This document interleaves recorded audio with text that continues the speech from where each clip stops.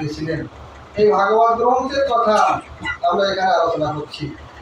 এই ভাগবত গ্রন্থ একাদশ 17 অর্থাৎ সপ্তদশ পুরাণ।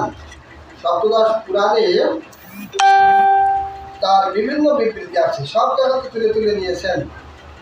তারপরে এই যে ভগবানের নিজের মুখের বাণী গীতা, এই গীতা হচ্ছে আমাদের মূল গ্রন্থ। এই গীতার থেকে লবণী তুলে গীতা মন্থন করি, দুগ্ধ মন্থন করলে কি হয়? লবণী ননি হবে, তাই তো? আর ননি পাক করলে কি হয়?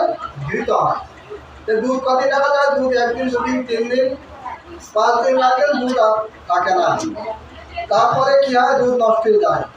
কিন্তু যদি আপনি ঘি করে রাখেন 1 বছর 2 বছর থাকবে, কোনো অসুবিধা নেই।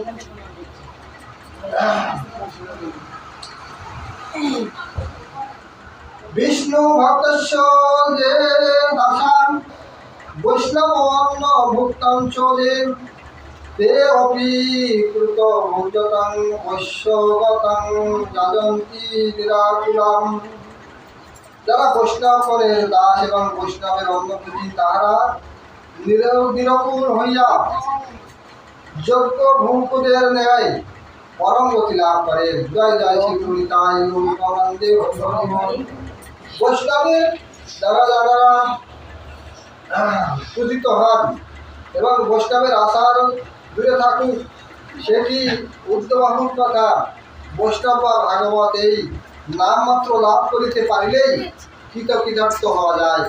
শুধু বৈষ্ণবের নামটা গ্রহণ করলে বা ভাগবতের নামটা গ্রহণ করলে তাতেই কৃতকৃতার্থ হওয়া যায়। ভাগবত মানে কি? ভাগবত মানে ভয় হচ্ছে ভারতভূমি, ভয় হচ্ছে ভাগবত, ভয় হচ্ছে ভক্তি। তাই ভারতভূমিতে জন্ম যার, তিনি ভাগবত পড়ে ভক্তি অর্জন করুন। আর ভয় হচ্ছে কি? ভয় বৈরাগ্য, অর্থাৎ বিশেষ করে ভয় বৈষ্ণব, এই বৈষ্ণবের বৈরাগ্য আসবে। ভয় হচ্ছে গতি, অর্থাৎ আমার গতি কেমন হবে। আর তয় হচ্ছে সেটা কি করে থাকবে, সেটা আমার বলবতী কি করে থাকবে, সেটা ত্যাগের দ্বারা থাকবে। তাই ভাগবতের কথা হচ্ছে, ভাগবত যিনি উচ্চারণ করেন শুধু ভাগবত, তারই পরম পুণ্য লাভ হয়। বলছেন পুরাং পবিত্রং জননী কীতার্থাম বসুন্ধরা সা বসতি ধন্যা স্বর্গে স্থিতা পিতৃ অপিরি ধন্যা যস্য সুত বৈষ্ণব নাম অভিয়া।